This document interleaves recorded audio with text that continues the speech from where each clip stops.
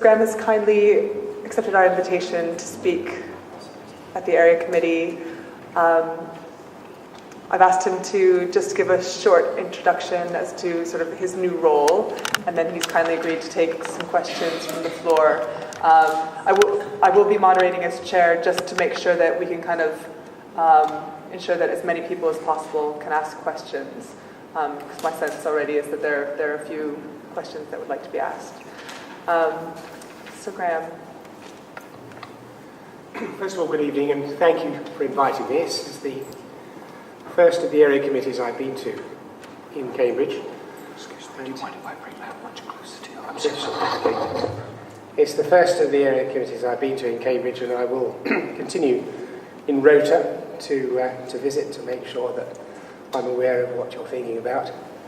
But I was pleased to read your reports, and one of the suggestions I have is that it would be useful if they were sent in to my office so that we can have a look at them and monitor them, because it had very valuable information as far as I was concerned.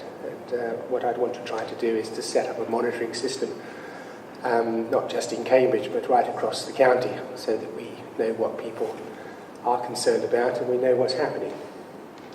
Well, this of course is an entirely new role, and we've never had one before, and so I've had to construct the operation and piece together the various ways in which I can actually do my job. And I am replacing something like 17 people on a committee. We now have a committee of one, and with more responsibilities. And it's been quite a learning curve for me, and I have literally been in listening mode, as well as talking to as many people as possible, and I found it very useful. I'm very keen, particularly wearing the crime commissioner's hat, to try to assist in prevention of crime. I'm interested that Councillor Bick is here. We've had a talk about this already, and I want to actually see whether I can do more for the City Council to actually help prevent crime. This is so important. It's a bigger problem, obviously, with a larger area, but it's quite possible. And looking at what Peterborough has been doing, there's some way ahead, I think, on that particular front. So working with partners across the county, people across the criminal justice system, I've had meetings with Criminal Justice Board, and we understand where we're both coming from on that front. Need to provide effective support for victims and witnesses, and of course the victim support will end up next year being funded entirely from my office, and we will be responsible for them. And I'm quite keen to try to get victim support further into the communities. And one of the things that I'm looking at the moment is getting to join forces with Neighbourhood Watch. I want Neighbourhood Watch to be more proactive, in preventing crime and advising people where they see people constantly going out and leaving windows open or parking a car on the drive with the keys in it. Little things like that, just to remind people. But I would want to see them not only doing what they're doing now, but being prepared if you have crime in the area. And I'm particularly concerned about burglaries and elderly people. That it's much nicer for a neighbour to be the first one to go and hold their hand rather than waiting for someone to come from Peterborough or wherever. That I think is important, and that will require quite an effort, and victim support have agreed to join in on that and to help to train people, and I think that would be a useful thing for them to do and give them more interest in running that system. Obviously, it's a duty to consult widely, not only with the public, but also those who are definitely victims of crime.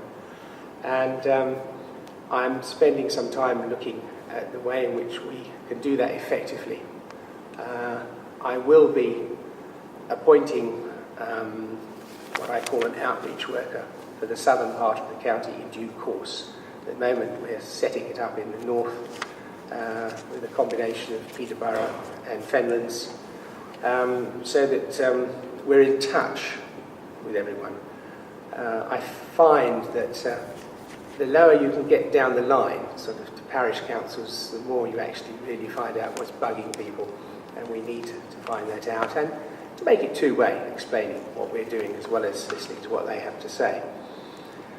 So the other thing is I do have a pot of money which goes to community safety partnerships and various voluntary organisations, and I'm concerned that we try to have sustainability on that front, and I will be in the coming year looking at all the money we give out and measuring whether we're getting value for money, i.e. seeing what the delivery is, and that's going to be a process that we're going to run on.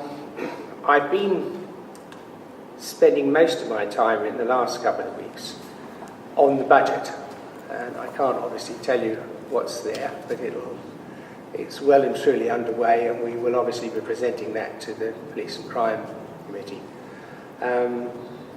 But I think I can safely say that we're not looking at cutting police numbers. It's the one thing I promised we wouldn't, and for the foreseeable future I can see that we can maintain that.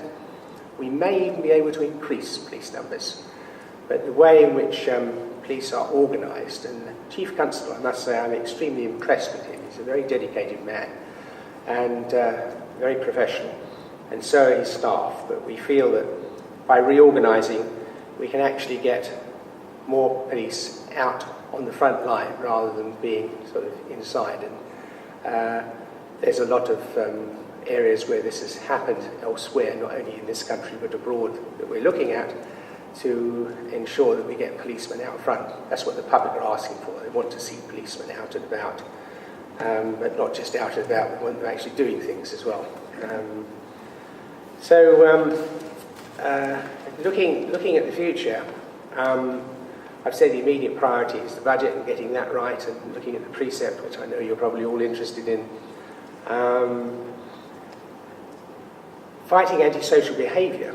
And I have to say that when I first got into this, and I was a latecomer as a candidate, I was very surprised at the real feeling that the public have about antisocial behaviour. Not just in the urban areas, which is where you expect to find it, but down to the smallest village. And it's an issue that I haven't got the answer for yet. We're working on that, we're looking at it, and it's something that's got to be tackled systematically. But we need the help of the public on that. It's not just a policing issue, it's the community that has to play their part on that. And we've got to find ways in which that can actually be organised. On the question of burglaries, again, it's something I'm concerned about, because if any of you have been burgled, you know what a trauma it is. If it happens to an elderly person, it's even worse. They just want to leave. They don't feel safe in their home. It's a horrible, intrusive crime. And what I've said to the police is that all too often people tell me that you don't see a policeman until several days later when they get a crime number. That is not on, as far as I'm concerned. I've said quite clearly we want the police to visit burglaries and where the crime is committed on the same day, and if possible within a few hours, so they could look at it, because we've got burglars who are almost professional. You need to know what they're up to. You can recognise the person and the techniques that they use, because the best way of stopping burglaries is arresting the burglars and hopefully putting them away for a little while, or doing something to get them on the right course. We need better response times for non-emergency calls. Now, I remember when I first raised this issue, within, I think, the second day I was in office, I was told that it was much better. Well, not that I'm a disbeliever, but I did actually phone in and find that it wasn't the case. So we've really got to work towards, and it's not going to happen overnight, to having every call answered within 30 seconds. And I think we should be doing that. Certainly 999 calls I'm quite happy about, I think everyone is, but it's the non-emergency calls where you need someone to speak to about it. I want to grow the number of specials and encourage people to volunteer, and I have volunteered to get on side with the recruiting, to meet them, to work with them and encourage the specials. I think they've got a big part to play, and that goes right across county, both urban and rural areas. I've talked about Neighbourhood Watch and what we need to do on that front, but I really want to champion local initiatives between the police and councils and parishes and volunteers, and try to get it all joined up so that everyone's working in the same direction. I had a meeting just today about early intervention and prevention of persistent offenders and troubled families. I mean, that is, in my opinion, an incredibly good investment. And if we look at some of the figures, how particularly younger people have kept them out of trouble, it's what we ought to be looking at. In other words, preventing rather than waiting for it to happen. And I think ultimately, my aim is to build trust in the police. There is a lot of distrust for lots of reasons, and not just local ones. It's the national thing that sort of hits everyone. The police are there by consent. This was the original purpose of it. But you know, to have effective policing, you need the community to be on side, for them to work together. The public are incredible as far as eyes and ears are concerned, and we want to make that work. And so I'm saying to the police that, you know, we have to understand that the police are there to serve the public. And I actually said it's the motto of John Lewis that people in the shop are there to serve the customer. We have to do the same thing with the police. And they've accepted that. I haven't had anyone dispute it. We've really just got to remember that that's what it's all about. So it's a big job, and I was elected for 3.5 years, and I want to ensure that when those 3.5 years up, we will have changed things, we'll have made things better, we'll have made Cambridgeshire itself a safer place. Quite a challenge. I said to the police last week that if they were a rotten force and we had escalating crime rates, it would have been an easier job to tackle. We've actually got declining crime rates, we've got a very good police force, and we've got high standards, and we've got to maintain them. Okay? Thank you very much.